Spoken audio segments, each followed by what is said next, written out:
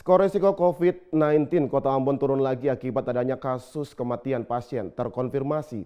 Sejak tanggal 7 Februari 2021, skor risiko COVID-19 Kota Ambon berada pada angka 2,15 turun ke angka 2,07.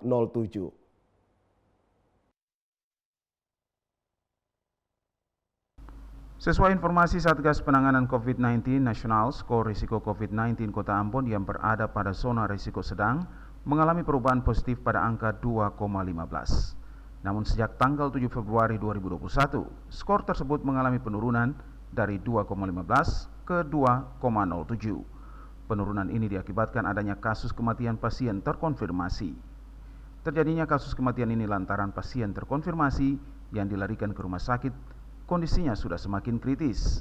Akibat dari kondisi ini, tenaga medis kesulitan melakukan langkah-langkah penyembuhan.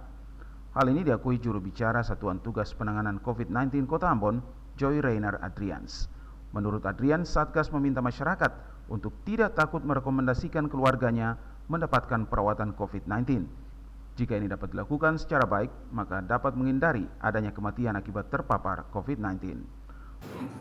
Saat ini per data Satgas Nasional per tanggal 31 Januari kemarin kita ketahui bersama bahwa Kota Ambon berada pada zona risiko sedang atau zona orange dengan skor 2,15. Namun per tanggal 7 Februari 2021 ini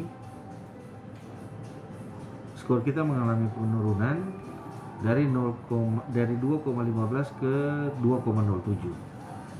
Sehingga kita mengalami penurunan kurang lebih ada 0,08 poin. Nah, ini diakibatkan oleh beberapa waktu terakhir ini Kota Ambon, khususnya pasien yang berasal dari Kota Ambon yang dirujuk ke rumah sakit itu sudah dalam kondisi kritis.